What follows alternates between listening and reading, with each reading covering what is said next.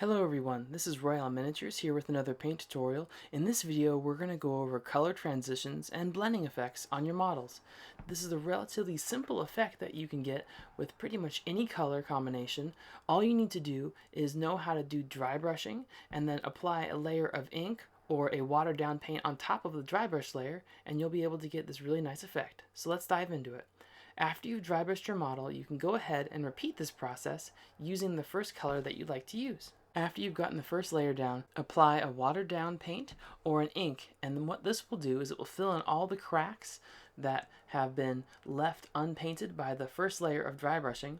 And once that's complete, you can go ahead and dry brush a lighter color or even a very light white onto all the raised areas of the model. When I'm applying this next layer of paint, I want to make sure that it's very watered down and I want to ensure that it's applied very lightly. The reason for this is because I want the transition to be very subtle and I don't want it to be very abrupt. So I'm going to very lightly apply a low level of paint, and if it pools in one area, no big deal. All I do is I take a dry portion of the brush and touch it and let it absorb the excess paint. With this base layer done, I will then move on to dry brushing a highlight color, and I'm going to make sure that the brush just has a little bit of paint that is watered down so I can distribute it in an even fashion, and then once I move on to the highlighting stage, I will very gently touch up all the high areas, especially here along the jawline and face, and then I'll finish up with a very light, very fast speed of dry brushing.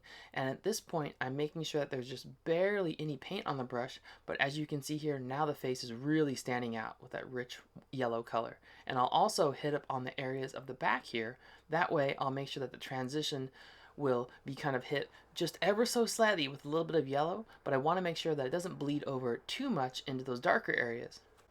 Now I'm going to be moving on to one of the final highlights and one of the final colors, which will be a light orange, and then I'm going to be using one of the smaller brushes here because I really want to concentrate the color and have it narrowed down to just this one area on the high points of his face and on the top of the crest here. So you can see that I'm using a very small round brush and I just have it on the tip of the brush, but if I'm careful and gentle, I can get the effect that I want.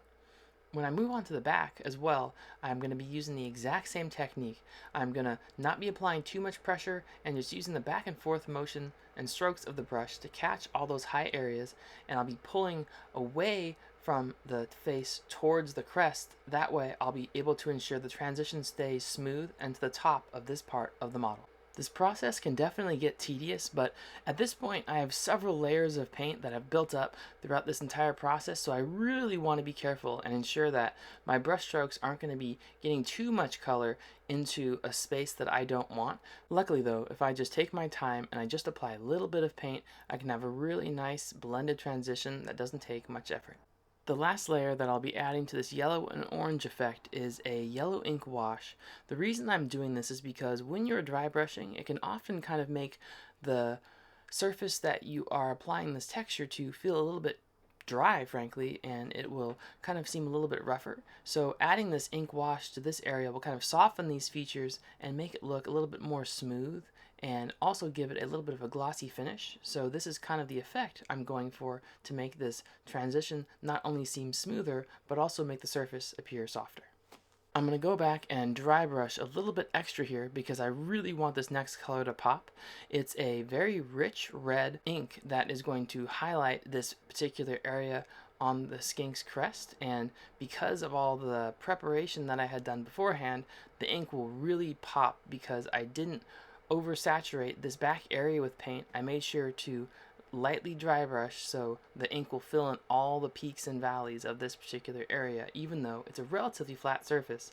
I'm also going to be extremely careful when I'm applying the red ink in multiple coats because I don't want to apply too much ink too quickly right on this line here, and I'm going to make sure that the brush gets just close enough with ink so there's a sharp definition between where this red meets up with our blended color effects.